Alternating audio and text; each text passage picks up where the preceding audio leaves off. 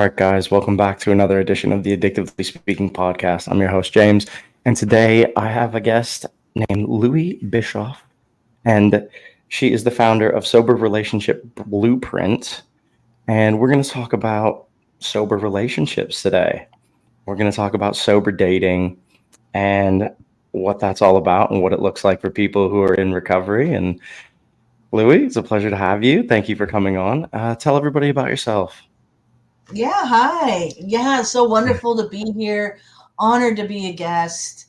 Honored to be able to share my experience, strength, and hope, as the saying goes, with other people.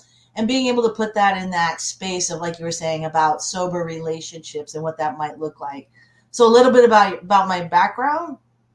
I've been in recovery for 12 years. I just celebrated last week my 12-year anniversary Congratulations. for being in recovery on 7/11. Yes. 2012 is when I walked in the door, and I'm in the United States. In the United States, I know it's global, but we have a convenience store here called 7-Eleven. So it's very Yeah. easy for me to remember my recovery birthday because so many times I would walk into the convenience stores and be buying alcohol. And my home group, they give me a little scratch off lottery ticket, and they give me a little coupon for a free Slurpee for a free icy tea. So, Slurpee. yeah, Yeah, that's we great. celebrate Awesome. Well, 7/11. congratulations, though. That's amazing. 12 years. I'm the same. I'm 2012 as well. I'm January 2012, though. So Oh, yeah. good Awesome. year for sobriety, right? Yeah, No kidding. And then January and the July. So we're the J babies. that's right. Um, so once you got sober and what really got you thinking about sober relationships Yeah, and I love that how, question yeah, because how did that come yeah, about? Because I mean, it- you don't really think about sober relationships when you're getting sober because you got a lot of other stuff to focus on. And I know that like in AA, they don't really suggest that you get into new relationships because it causes some trouble. When did you think about that? When did you start thinking about that? yeah, great question about sober relationships. So just to kind of fill in a little bit of the missing spaces on what was, just introducing myself. So I did get sober in 2012. I started drinking alcoholically in 2009, and my marriage Hmm. ended in September of 2010. Now, the reason why I want to say those dates is that in 2009, that's I could see the aspect about my marriage getting worse and worse and the inevitable coming down the road. I didn't have those adaptive tools that I have today. So I picked up alcohol to ease the pain, to help through the stress, to help through the anxiety, the fear. At the time, we had young children, and just trying to be in a space of knowing that everything was going to change. So I was drinking alcoholically 2009, and in September of 2010 is when I asked for a divorce from my husband. It was just the end of the marriage. Just wasn't we weren't aligning with where we wanted to be together. It wasn't because of my addiction or alcoholism. It was because just like that's just where we were at the time. The reason why I say that, and I mentioned this specific month, is because in September of 2010 is when I asked for the divorce. And in November of 2010 is when I got into a new relationship because I didn't know how to have healthy, sober relationships. I got into a relationship that I thought was just should only last for a few hours, if you know what I mean, and it ended Hmm. up actually lasting for 4 years. And when I say 4 years, and talking about the relationship I was in, is that person and I, what we had in common was we were both active addicts, right? We were both actively drinking, active alcoholics, and being active in our addiction for 2 years. So you could just imagine two active addicts being in a relationship for 2 years and coming out of my 20-year marriage, also with young kids, how healthy not it was. Yeah. So it was in Yeah. 2012 that I was like, okay, I can't live this way anymore. And he and I both went into recovery, and then our relationship still lasted for 2 more years. So I was saying is that we got drunk together for 2 years, and then we got sober together for 2 years. And just to say one more thing, when that relationship ended, I was kind of taking a little bit of a meander, looking at my behavior traits. I'm like, gosh, there's still a whole lot of not very healthy behavior traits, even though I've got 2 years of sobriety. And that's when I started figuring out how to have better relationships, because I started dating and putting myself into my own scientific experiment. Hey, let's see if I can have a boundary. Hey, let's see if I can say no. Hey, let me do this, let me do that.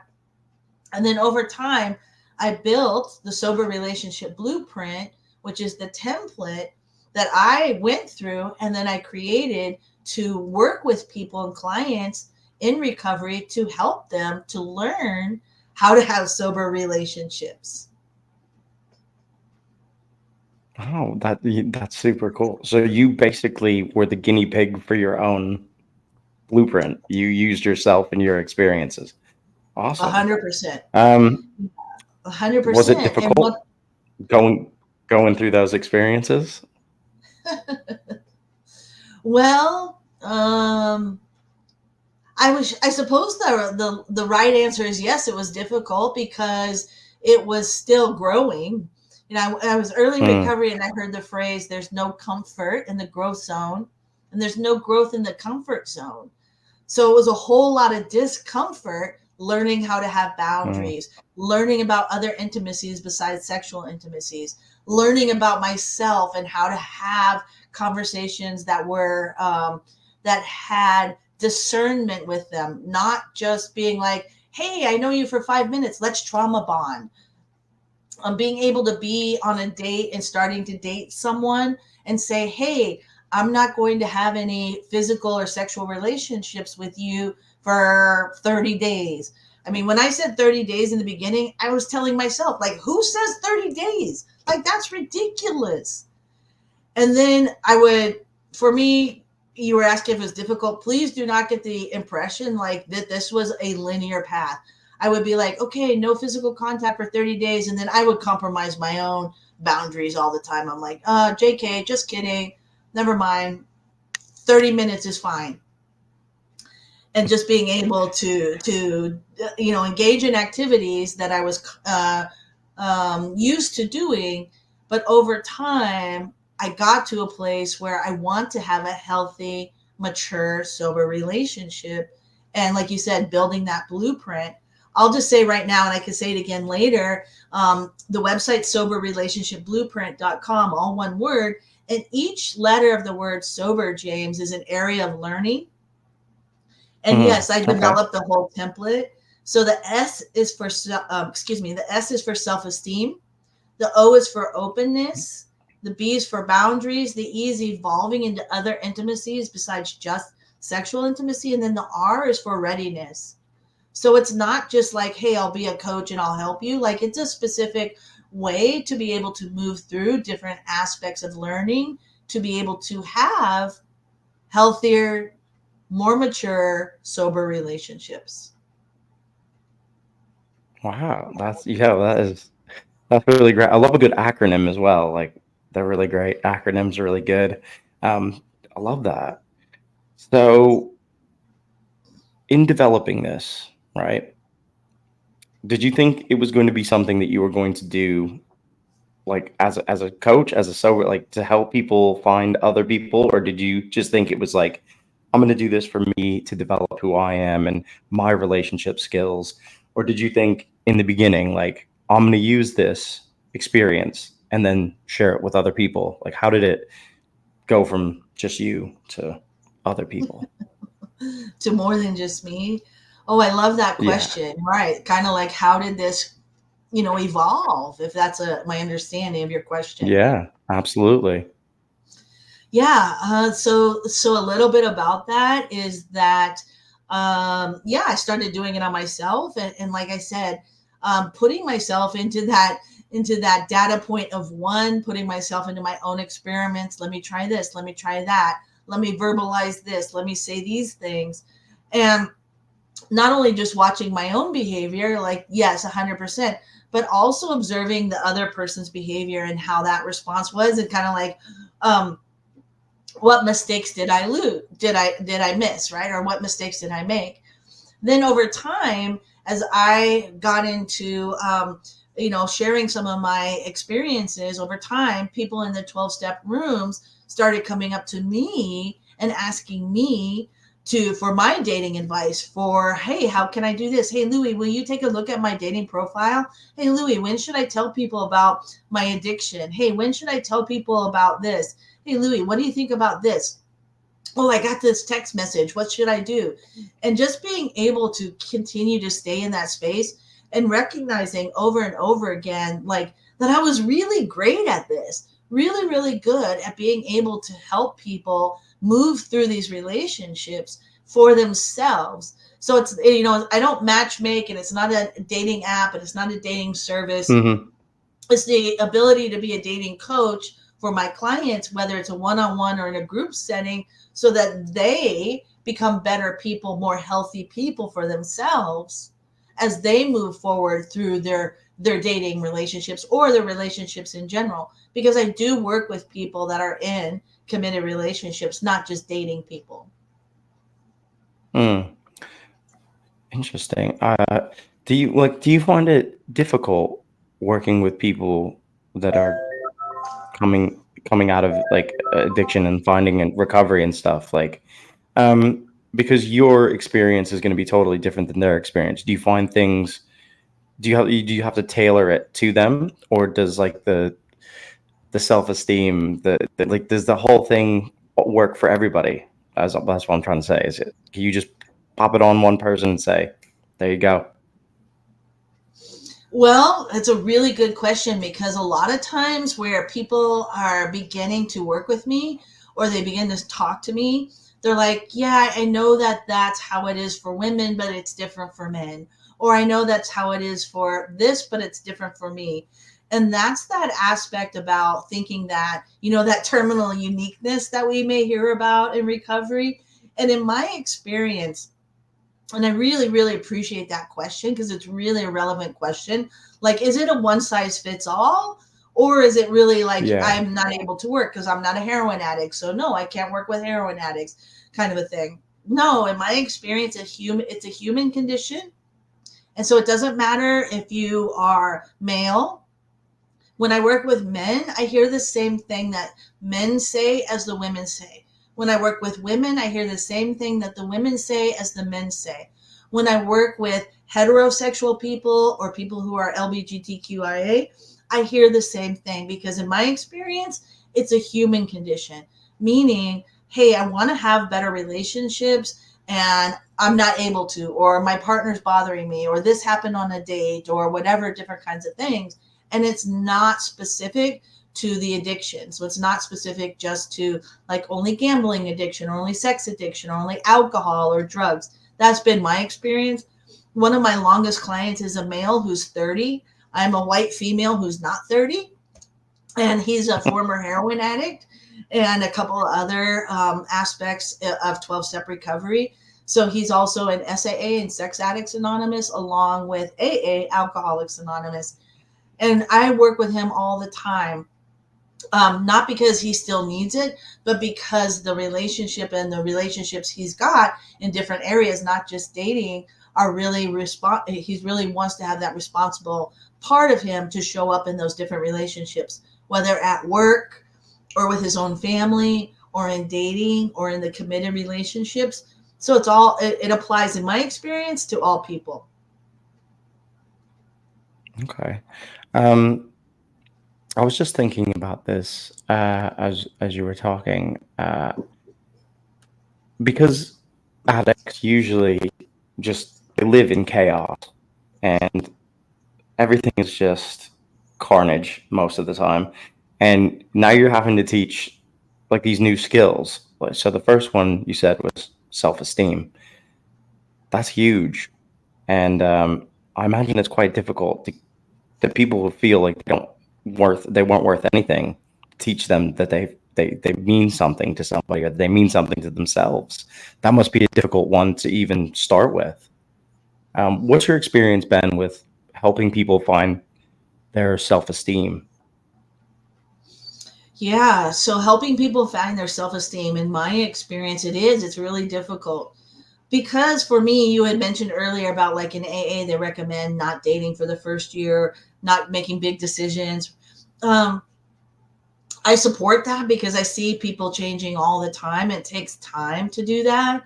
Hmm. For me in my business and working with people as a dating coach or relationship coach, like I can't control people's recovery, right? I'm not their sponsor.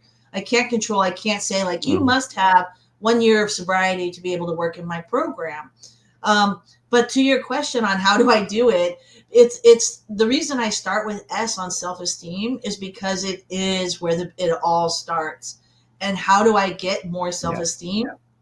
Is building relationships and trust with my clients, being able to have those intimate conversations they're in private. I mean, they still may be on Zoom like this, but they're private Hmm. conversations where, I can raise my hand and say, me too, me too. When I'm not a heroin addict, but the behavior that I used to do, all that I kept doing is I just kept escalating my behavior to chase that high, escalating that behavior to chase the high, right? I just kept doing that kind of thing, and that's what I recognized because I had low self esteem. I didn't feel I was worthy, so I'm looking for that external validation to help me to feel better internally. And those are the kinds of Hmm. conversations that I have to be able to kind of pull it out of people. I'm working with a woman right now who's 33 years old, and all she keeps saying is like, I want to be in a relationship. I want to be in a relationship. I just need a man. I need a man. I need a man. I'm like, time out, slow your roll. Like, let's back up a little bit. Yeah. That's not the solution. What do you mean, Louis? What do you mean that's not the solution? I'm like, that's still external. Let's start working on you. Let's look and see what that looks like. You know, let's share stories. This is what it looks like. I was in the same place before also. So for me, having that credibility of being able to say, me too, yeah, same, feels really Mm. complimentary to people. And to me, in that my experience, to answer your question, is where they can start to understand, like, I was the same as you and I'm different. And these are the steps I took. And I don't mean to like steps, 12 steps, but it's like, let's start with self esteem and talk about Yeah. it and do baby steps along the way. I can't teach somebody in a minute or in 1 month, but it is a journey. And that's why S is the beginning for sober and is starts with the self esteem. Yeah. I feel like that's hugely important for people like into recovery, is that you don't really have a lot of it. You've been, you struggled for a long time, and you start to feel a lot better once you get into recovery, but still, like, self-esteem is key. Um, do you feel like, I know this is about relationships and dating, but these things, just listening to it seems like would help people in recovery build other intimate repair relationships with family members and friends that they pushed away, and all those type of things, because those are also relationships that they have damaged in some way, shape, or form. So this could be applicable to not just dating and finding a partner, but also repairing relationships with family and friends and things, I would assume. Absolutely, 100%. Because it's not about being able, like you said, find a partner. It's not about being able to date. It is about being able to have a better relationship with myself so that I have better relationships with all people. And so being able to start to understand the self-esteem, like you said, the O, I know that I'm saying these things, but it's intentional. The O for sober, for openness, is being open Yeah. to new experiences. And I don't mean just like not dating the usual guy you usually date, but it's new experiences with your family, new experiences about work, new experiences about just how you show, and not just being in that. That's how I always do it. Oh, that's how I am. Oh, this is right. Being able to say, hey, there's more openness right now. I was working with a male who's in his early 40s, and I was talking about, hey, you really perform a lot, just as you go through life. He's like, oh, no, I don't perform. That's just who I am. I said, well, I would guess, because I know for myself, I thought I knew who I was, but then I recognized like I had created a persona based on the feedback that I'd always gotten from people. And so when I started saying that to him, he's like, oh, yeah, you're right. I have created this performance persona because that's the feedback I've gotten from people, and getting into that codependence aspect and being able to see how that's moving through all different areas of my life, not just in that one narrow area of romantic relationships or dating. So when I start working with clients, as you just pointed out, their relationships and the conversations I have with people, their things at work start to change, or maybe they open up to a different direction for what they want to do, as opposed to just being, that's how I always am. Well, maybe there's some other ideas. And then you were just talking about being able to be involved with family, or like you said, work or other friends. And the next letter is about B, which is boundaries, and being able to learn, for me, how to communicate in a loving and kind manner my wants and my needs and my boundaries. So I don't know if any of your listeners ever have any trouble with their parents, but the hardest relationship I have is with my mother. And being able to, again, communicate in a kind and loving manner my wants and needs and my boundaries in that relationship with her, because I still want to have a relationship with her, but I can't have that hurtful, harmful, tedious relationship that we've always had. So I have to change. And that's been my experience. So I love that question because yes, absolutely. It goes across all different areas of people's lives. Yeah. Do you think, I think boundaries are quite important. So we just jumped on the B. So I want to get into that. Do you find it's difficult for people in recovery to set boundaries? Because they don't really, we never, in addiction, you don't set boundaries. You don't know what boundaries are. You don't even know how to do anything like that. So with boundaries, is it difficult for them to start putting boundaries in place for certain things in your experience? Yeah. So the aspect about what you're asking right now is around boundaries. And right, hey, and when people are in active addiction, there's like boundaries are just like some kind of a letter, some kind of a word in the dictionary, and that's about the extent of it, like, because they don't exist. I just know for myself, James, is that I grew up in a domestic violence household. And right, so my dad was beating us up, and my dad was beating up my mom all the time. And there didn't exist boundaries or healthy boundaries or stability Yeah. or security. I never saw them, and I never saw them respected. And I therefore wouldn't know how to do it myself as I went into adulthood.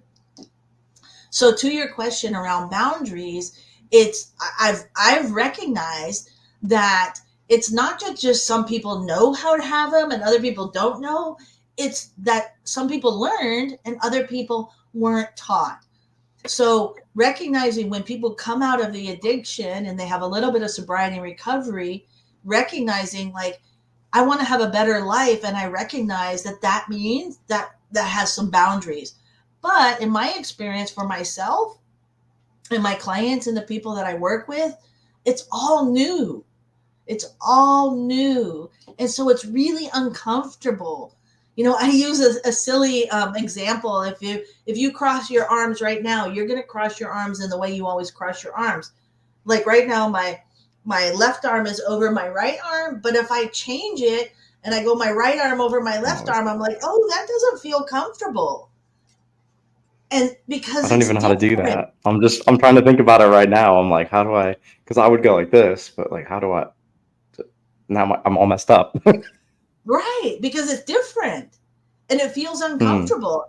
And like you just did, you have to think about it. If I just say, hey, James, cross your Hmm. arms, you're like going to be like, yeah, no problem. And I say, okay, cross No. them the other way. And it's now like, oh, wait, I have to think about it. Yeah. How do, mm-hmm. So it's like really small, simple thing, but that's really how boundaries are, because I need to think about it and I have to do something different than I ever have.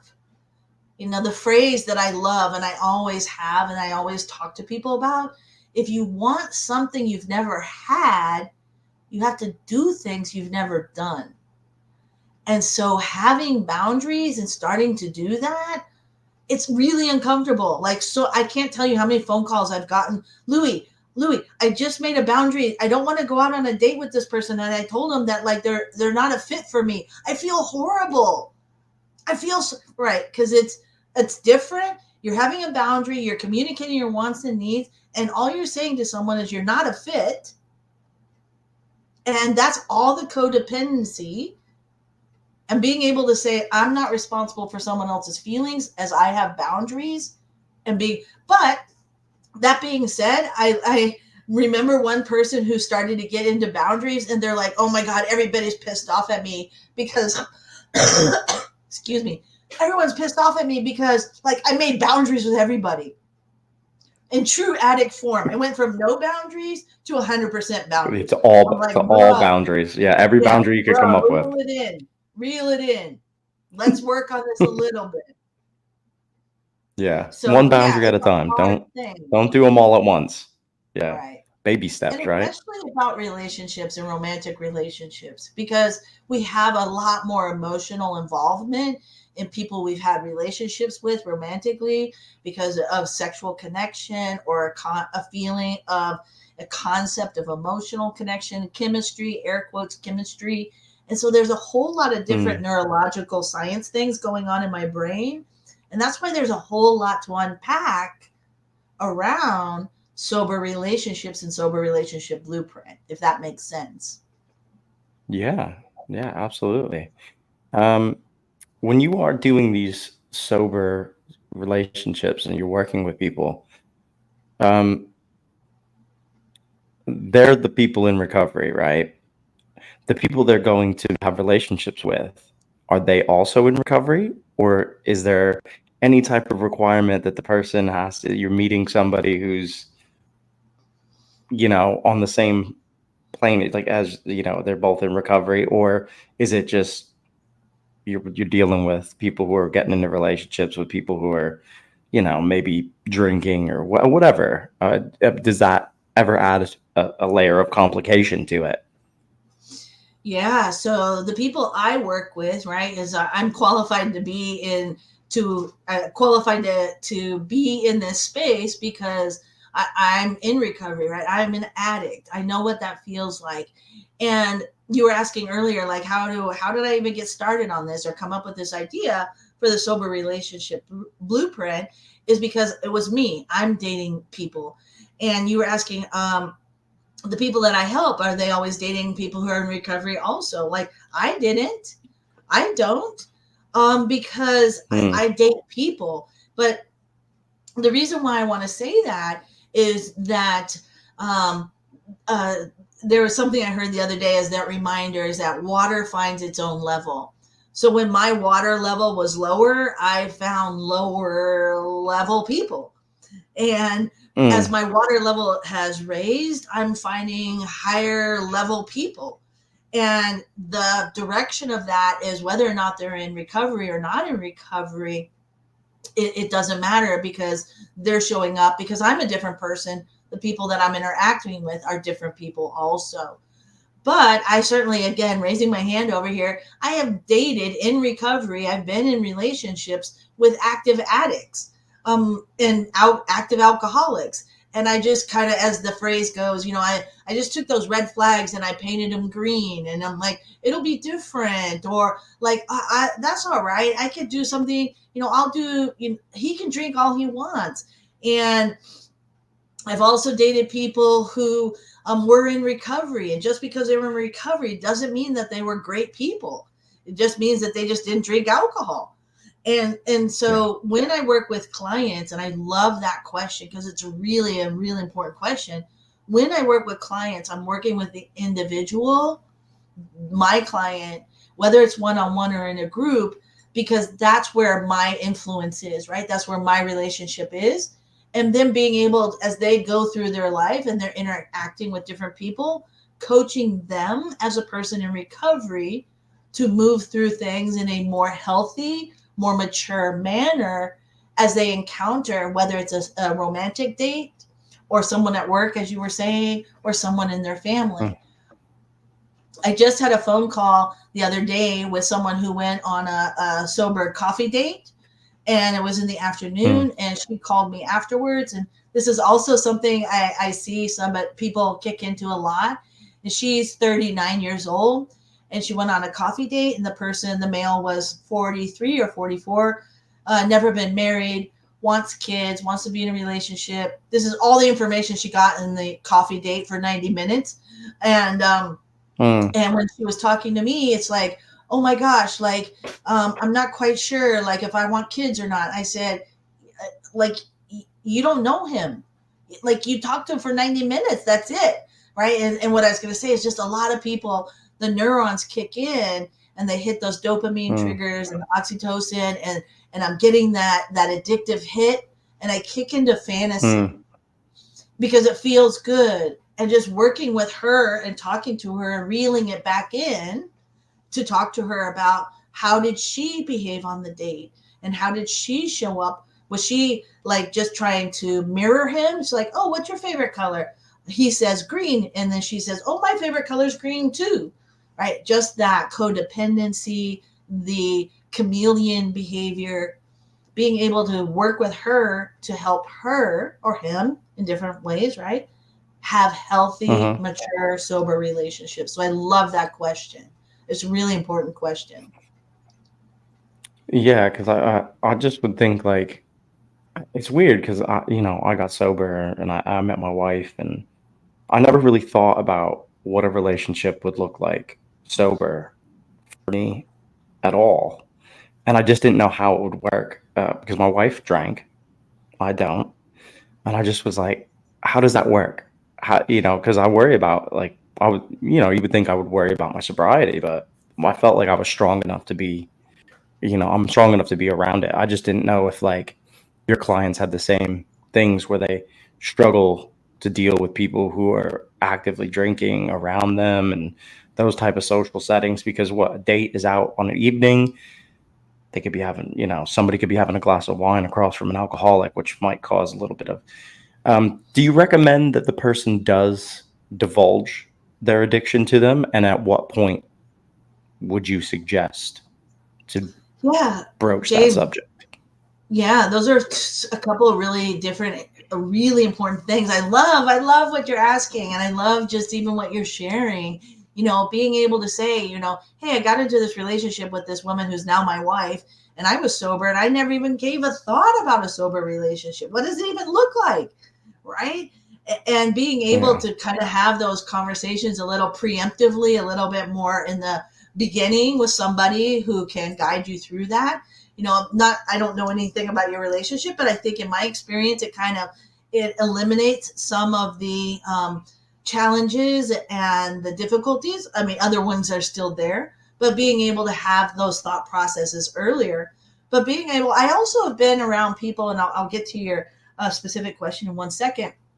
I have been around people and I have worked with people who are like, hey, like I was saying, heroin addict. I'm a heroin addict. I'm not an alcoholic. So I still drink, and I'm going to keep drinking while I'm dating.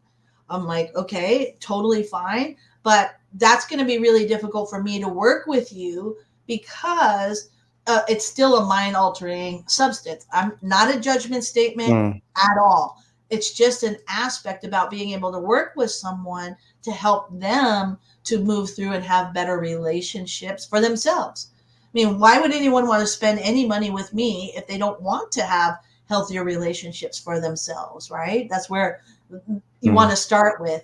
But to your question on like, should people tell or not tell? If I go to that very beginning point of the profile on the dating app, I don't suggest actively in AA, but I do suggest along the lines of alcohol is part of the issue, is saying, yeah, I don't drink, right? I don't drink. It's Okay. okay if you do, or something like that. In those conversations early on, again, depending on where someone's life is and where their recovery is, how important it is in their life, in that early conversation is being able just to establish that information. Like, for example, when I work with people that are in the S programs, the sex programs, I don't say, hey, Mm, on first date, say, oh, by the way, I'm a sex addict, because that's going to come off pretty creepy and yeah. not going to go over real well. But being able to communicate, I'm in a 12-step recovery program. And as I feel more comfortable with you and we learn how to build trust with each other, I would feel more comfortable sharing my story with you at that time. Mm, okay. Yeah, I mean, that sounds like a really good way to break down that information and tell that to somebody in a well thought out manner. I mean, I know like when I first got into my relationship, I was just like, I'm in recovery. I had a problem with alcohol, and it's just like, it just goes like flying out of your mouth. And sometimes that is quite off-putting to people because they don't really know how to react to that, and most people don't know how to deal with that, especially when somebody's being really open about it, because most people don't say anything about it. So it does take people kind of go, oh wait, okay, so you're okay now, and I'm like, yeah. So it is a interesting subject. I just found it like I thought it would be great to figure that out and how you can broach it. But you definitely put it better than I probably would have put it when I did it. Yeah, um, it is. I blurt stuff out. I have a problem. I just blurt things out and I say right. things. I'm very open with my recovery, so I just talk about. I feel like everybody should know about it or like have that awareness, and maybe that's just me. Um, Well, I'm sorry, go ahead. I apologize. no, no, no. Go ahead. I was I done. was going to say that in my experience, it's a yes and. It's not binary. It's not anything. It's a yes and. It's yes, being able to communicate about my recovery. And what I've learned is that people need to earn the right to hear my story, and being able for Mm, me to have more discernment and those boundaries so that it's not a trauma bonding situation in the first 10 minutes. mm, Like, oh, I grew up in domestic violence. Oh, you did too. Yay. Oh, you're an addict. Oh, me too. Like, yay. Like, oh, you're a mess and I'm a mess. Yay. We have a lot in common. And being able to move past the trauma bonding and being able to have those more restricted conversations, and the E for sober is about evolving into other intimacies, and just being able to start mm, to learn how to build the emotional intimacy with someone. It's about being able to build the trust, build a relationship with people, which does take time. I can initially have an initial feeling of trust, but over time, as I'm able to share more of my story, that connection is able to get deeper and I'm able to build other intimacies like emotional intimacy or intellectual intimacy, spiritual intimacy, which a lot of people, it's really important when they're in recovery, is to have spiritual yeah. aspect. And then having also just physical intimacy, not sexual, just like holding hands or hugging or understanding the touch, and before having a sexual intimacy. So I just know for myself, I was so shut down, James, emotionally, and I know a lot of other people are too in my conversations, in my experience, so shut down emotionally that the only time I could feel was being able to be in that a sexual intimate situation, because at least I had a feeling and an emotion. But today, with Mm-hmm. doing the work I have and helping people, I have those other areas of intimacy: emotional, intellectual, spiritual, physical, and sexual intimacy. And now I'm more mature, more healthy person. So it gives you a more well-rounded um, scope on intimacy. It's not just chasing, like you said, like the sexual one is that it's like that instant gratification. It's like instant high, isn't it? Because all the endorphins go, right? Don't they? Everything starts going off in the brain. Um, I think that I think I struggle with small intimacies and hugging and touching, and I don't know why. Because I'm in 12 years sobriety, and I don't know why. I feel like it's tough to be. I lost a lot of that through the years, and I'm really working hard to try to get that kind of stuff back. Because it is like, once that detachment it becomes really awkward and weird. You know what I mean? To hug somebody, when you're detached like that. So I'm kind of going through some stuff like that right now where I have to be working on getting better at being, with the smaller intimacies. Um, because they're important. They're hugely important in relationships. You don't really realize that. I've been married almost 10 years. Next year will be 10 years. You lose that. It becomes a thing where life takes over, and it is hard to find those little moments, You get lost in it all. Yeah, absolutely. It's a Uh, really important statement. And in my experience, the word has to be intentional. The word has to be intentional, and where I show up intentionally and concentrate on it. Because none of these things that I've talked about come easily or come naturally. They're all learned. And I have to show up in that space and be able to be present in that and intentionally be able to do that, even though, again, going back to crossing your arms the other way, it feels awkward and uncomfortable. But I know that that's important for my wife. That will help her yeah, trust me more. That will help her feel more secure. That will make me feel yeah, happy. We have a better relationship together when those things happen. yeah. You're absolutely right. And you lose sight of that so much that those little things mean so much more of a bigger thing in the grand scheme of it all.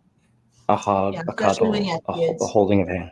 Yeah, they mean so much because, like you said, it provides security, it provides comfort, it provides all those things, and you kind of lose. I don't know, when life is hitting you, you lose sight of a lot of that, and it becomes a bit difficult and muddy. Um, so let's talk about the R. What is the R in sobriety? What is it? Let's talk about it. You're I so want to know. awesome. You're so awesome. Thank you. That wasn't my intention to go through each letter, but it just works out No, perfectly. Each it letter does, is and it really absolute. important. Yeah, and it's great that you've broken the whole thing down, and it gives people like that little guideline they can listen through, and they can hear these little bits and pieces. I think it's great, and it's worked out perfect. So let's hit it with the R. Let's bring it home. Woo! The R, yay! So the R is for readiness, and the R Ready? is so it's not Okay. like, oh my gosh, do I have to wait for all five letters before I can like go out there? No, no, not at all. But the R is for readiness and being able for yourself to be ready for new things that are going to happen to you, and understand it will be uncomfortable. Understand it'll be awkward, understanding that it's not just you, right? You're not the only one. And having the readiness to be able to, going back to the self esteem, I feel better about myself.